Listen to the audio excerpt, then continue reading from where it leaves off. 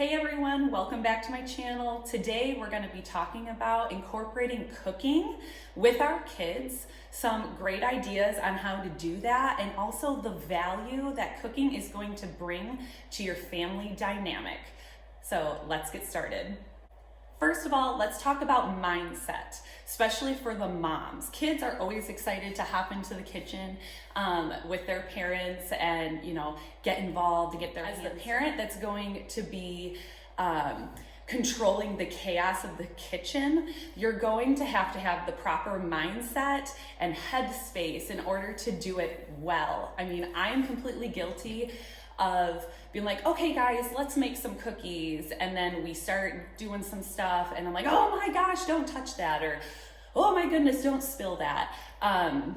So I feel that it's really important that you're feeling good, you're in a good mood, you're feeling excited to cook with your child in the kitchen. You want this to be a positive experience. You don't want it to be a stressed and fear of making a mistake, at least on your child's end, kind of experience, because then you're really not going to foster a love for cooking either with you or just cooking in general. So mindset, make sure that you're in a good mood, you feel balanced, and you actually want to take on the task at that moment of incorporating your kids in the cooking. Also, let's think about be prepared for the inevitable spills and the amount of patience that you're going to need. Definitely try not to stress over the mess that is going to inevitably happen, especially if you have young kids. So a good tip I would suggest, and it's not, something I came up with, it's actually something Rachel Ray came up with, and that is the garbage bowl. So I have found this to be so tremendously helpful, and that is grab a large bowl,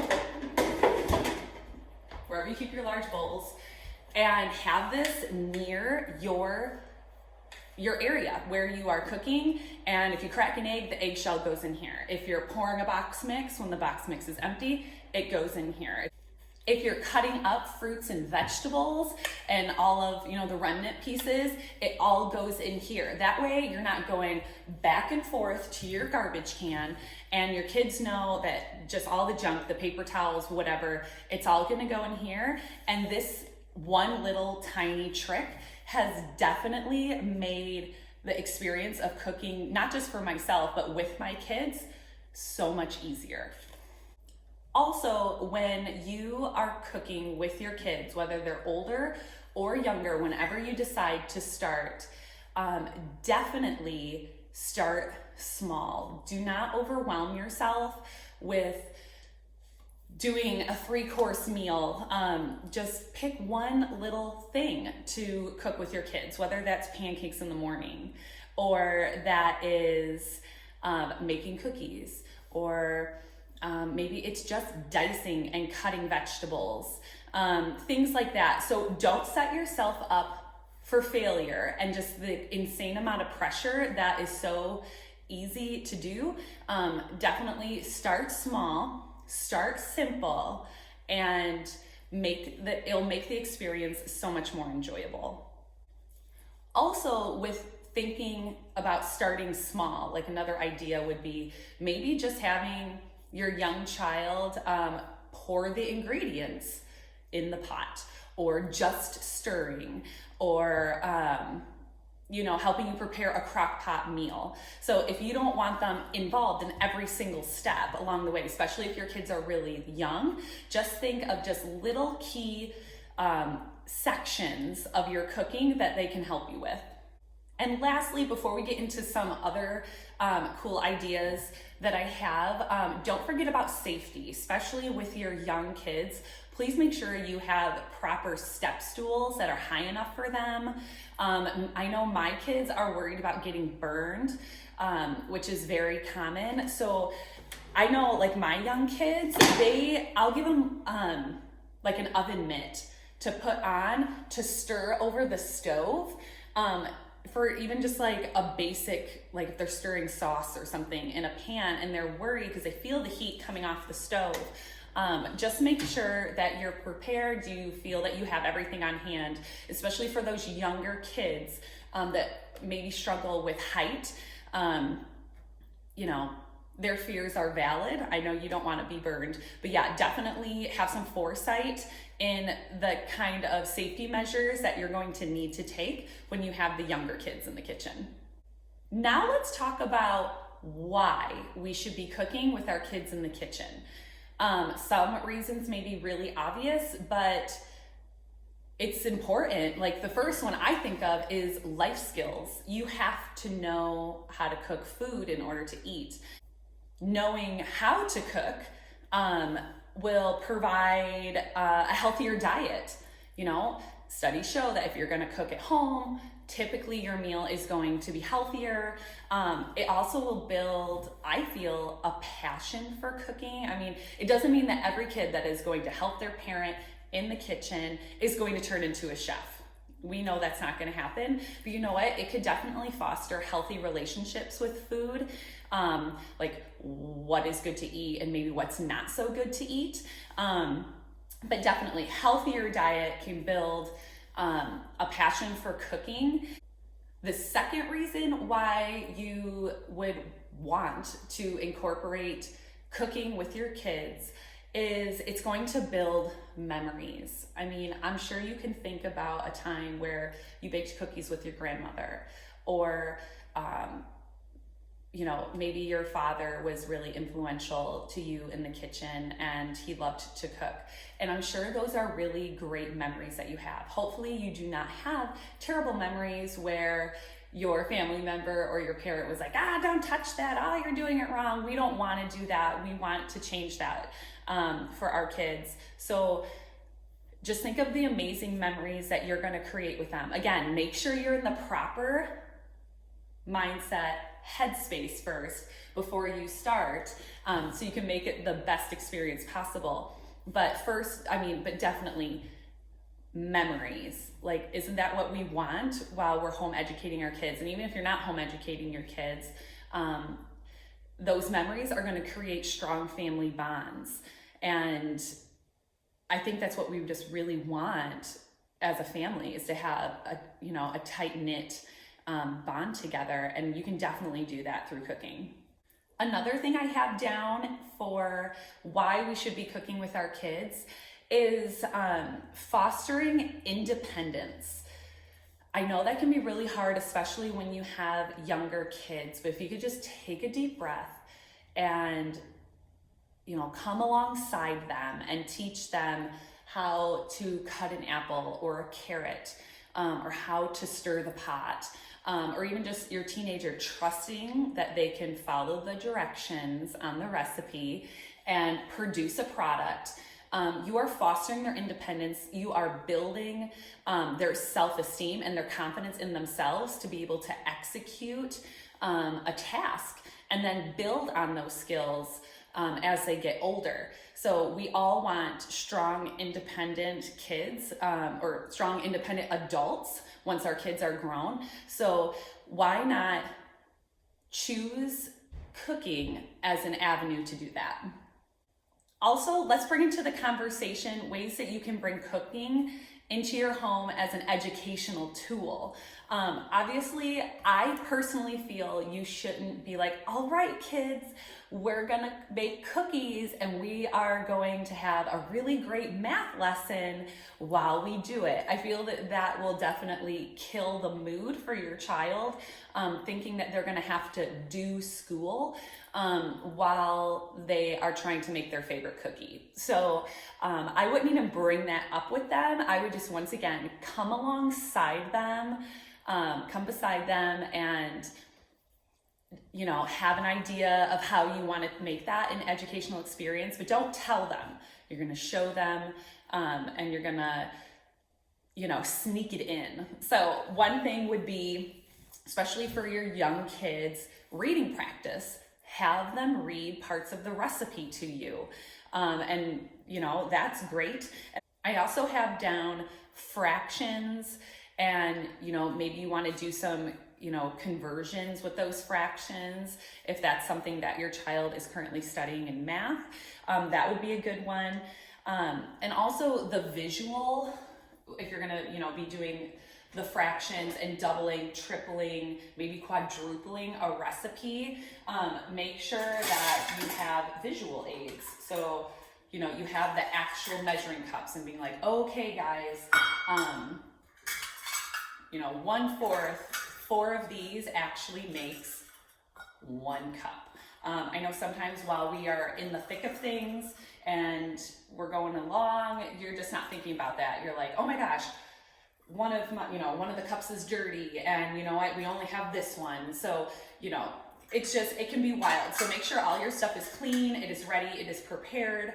And then you can just slowly go through and make sure you have those measuring cups, those measuring spoons, and then show how, this big tablespoon, so many of these tablespoons would equal like 1/4 of a cup, things like that, or how many teaspoons or whatnot can fit into a tablespoon. That would be a great thing to show, actually all ages, not just the young ones. And then they can understand measurement and things like that as well. Also, besides doing like the double, the tripling of recipes, also you could think about, especially with your older kids, think about the chemistry that goes into baking and cooking. It is a science, and it's an exact science. Otherwise, it doesn't work out. You're gonna put flat cookies or hard cookies or whatever. So think about, how salt and baking soda and baking powder can go into the chemistry of how your end product is going to turn out. And definitely use YouTube videos. In the video of me doing pancakes in the morning with my kids, my 4-year-old asked, where does maple syrup come from? And I was like, well, it comes from the maple tree. And then all of a sudden, that little light bulb went off.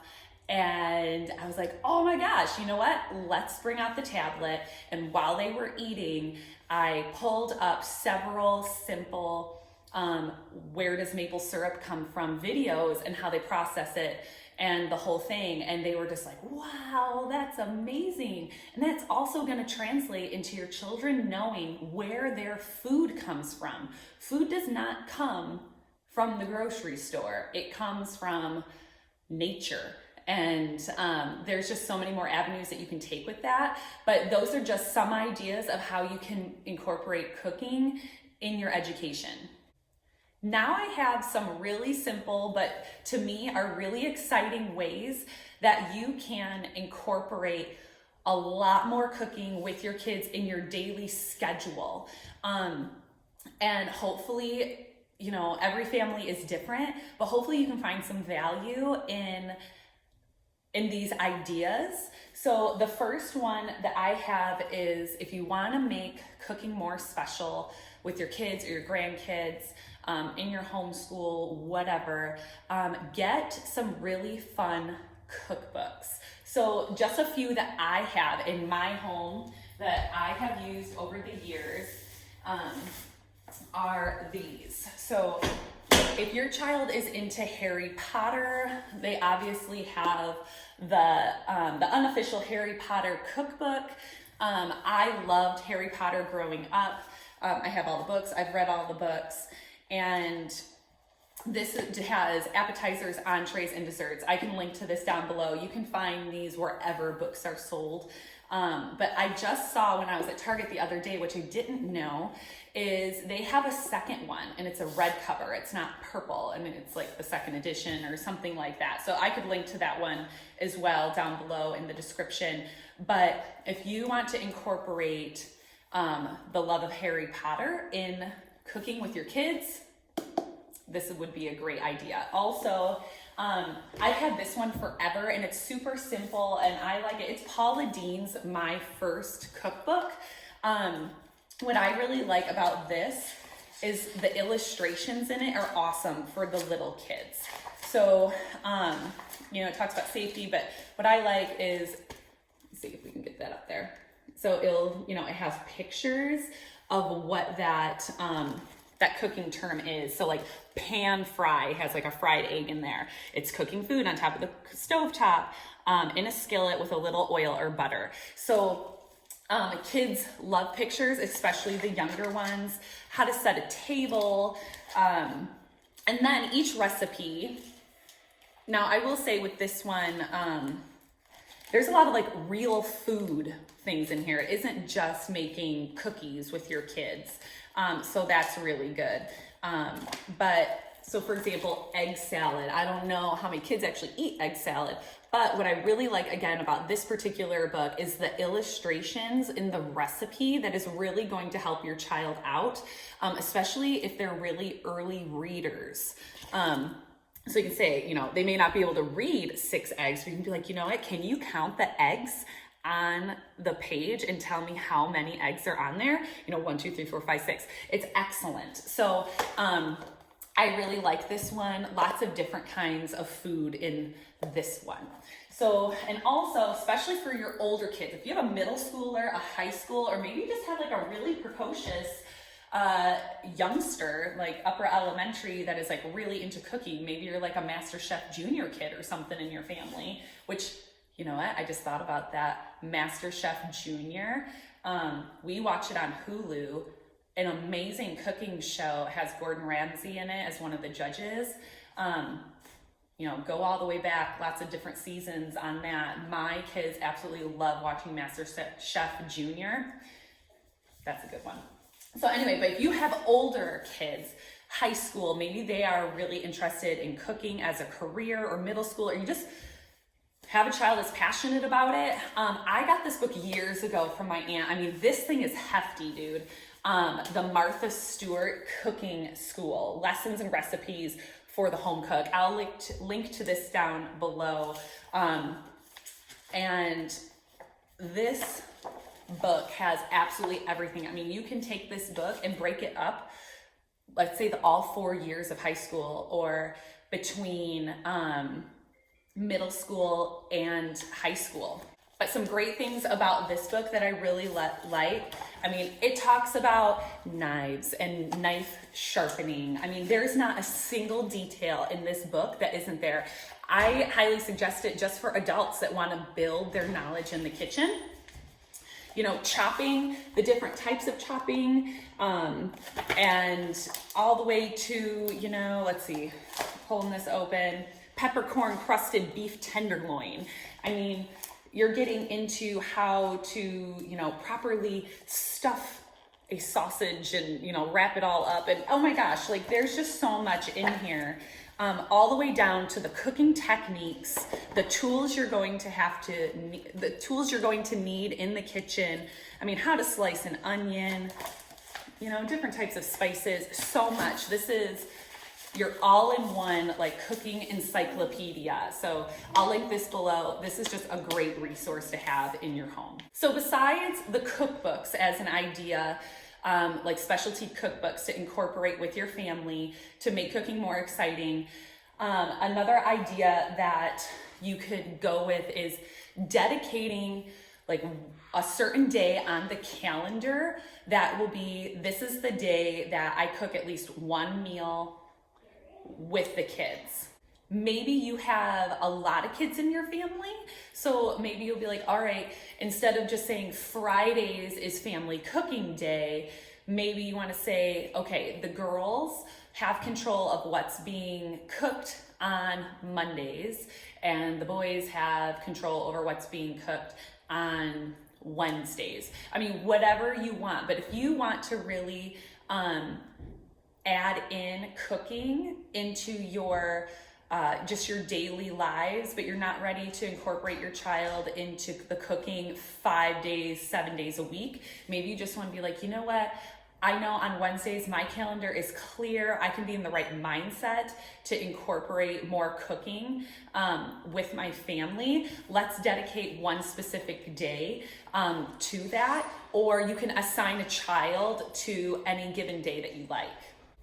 Another cool idea that I heard from a mom of a large family is, in order to help her manage all of the cooking in the kitchen that she had to do over the week, and also foster the love of cooking and to teach her child the life skills of cooking that they're going to need, is they involved the kids in all of the menu planning. So she happened to have 5 kids, and she did not cook.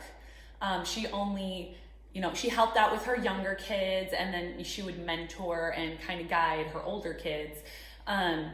She did not cook 5 days out of the week, which was so cool. 5 dinners, I should say. She did not cook during the week. So what she did is, once again, fostering independence in her children. Her youngest kid was like 5. So, think about that, how valuable that will be. Even to the youngest ones, they got to pick what they wanted to cook that week for dinner. So each one of her kids was assigned a day of the week. That was, Mondays was always Susie's day of the week, whatever. And they got to choose, and she respected the decisions that her children made. She didn't say, oh, I don't want to eat that. And, the kids were like, all right, this is what you chose. I'm going to respect you and what you made, and that's what we're going to be eating for dinner. So I loved that. So she had cookbooks. Obviously, you can go online. There's amazing apps now, or you can Google if you have an idea. Her kids found a recipe, whether it was in a book or they printed it off online. They had to have like the actual recipe. Then they hand wrote out the ingredients that they would need for that recipe. So if they didn't have chicken breasts in the home, obviously they would have to go to the store. So each kid had a piece of paper with the ingredients that they needed specifically for their recipe, for the amount that they would need to feed their family for dinner. And they went to the store I'm just gonna throw out like every Sunday, for example, since they would do like Monday through Friday. So every Saturday or Sunday, each child had a piece of paper with their ingredients on it. And they would then go to the grocery store, and she would let her children go in the grocery store, with a cart or with a basket. And with like her younger ones, she would kind of follow them around. But those teenagers and those middle schoolers, she just let them go in the store, and they had to collect all their ingredients, do their own shopping, and then they would have a meetup place in the store. When everyone was finished, they would go and check out. She would hand them cash, so they would actually know how to use money, and they would each individually check out their own ingredients that they would have at the store that they would have to purchase. And so I thought that was amazing. Life skills, education, just so much in there. I just thought it was great. And then all of the dinners were set for the whole week. So obviously you could decide if you want to implement this idea with your family, the parameters. So maybe you're gonna say, for example, no breakfast foods for dinner. Or you could suggest something like, no specific types of meats or whatever. Or you could just let your kids run free with an idea and follow it through from beginning to end. But I just thought that particular approach of incorporating your child and fostering their independence in the meal planning for the family was a really amazing idea. Lastly, I would love to just leave you with this quote from Benjamin Franklin. It's just one of my favorites, and I have it written down here so I don't mess it up because I tend to always do that. So Benjamin Franklin said, "Tell me and I forget. Teach me and I remember. Involve me and I learn." So try to involve your kids in the cooking as much as possible, but remember, start small. You got this. And comment below if you have some amazing ideas of how you incorporate cooking in your family, with your kids, or maybe some concerns that you have. Let's try to help each other out as a community. If you found value in this video, please give me a thumbs up, subscribe to my channel, and I can't wait to see you guys again soon. Bye.